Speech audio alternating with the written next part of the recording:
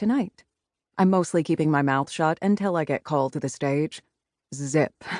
A few well-placed nods and an occasional laugh is all that's required when the people you're sitting with only want to talk about work. Ad nauseum. It's a yawn exhibit. There's no athletes to lighten the night's mood or coaches to share funny stories from the past. Tonight, there's only people like me. Agents, managers, financial planners from both coasts and everywhere in between. In other words, the Queen and Kingmakers congratulating ourselves on a stellar year. Some feed on accolades. I don't. The end result is all that's needed to validate a job well done. But I'll accept my award for the year's record-breaking contract graciously. Then I'll sneak out as soon as I don't look like an ingrate. We may not be the most interesting group, but everyone here has the one thing our clients don't. Anonymity. The public doesn't give a damn who we are. I never realized how valuable privacy was until I witnessed people losing theirs.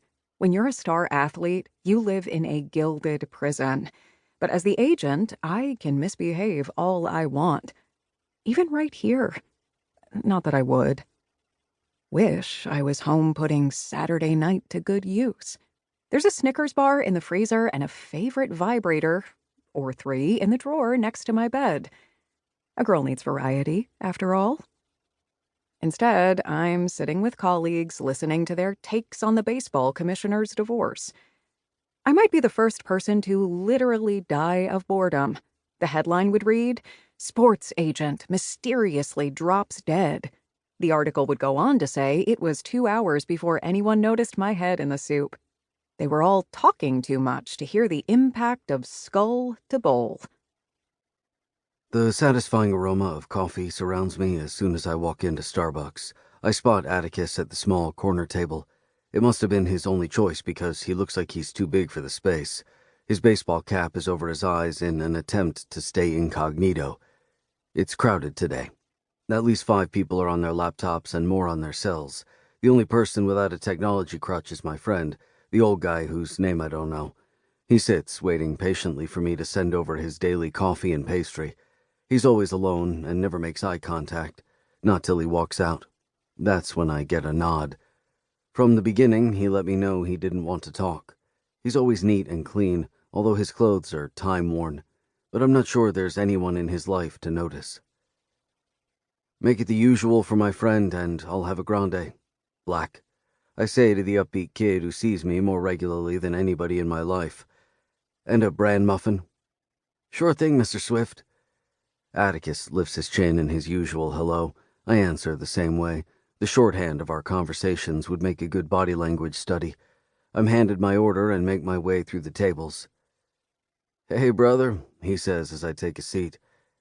How's your morning going? I'm fortifying myself for today's wedding projects. Actually, it's the reception. The wedding we agreed on right away. I chuckle at his expression. It's the one most of the men I've known wear when it comes to planning parties of any kind. Resignation.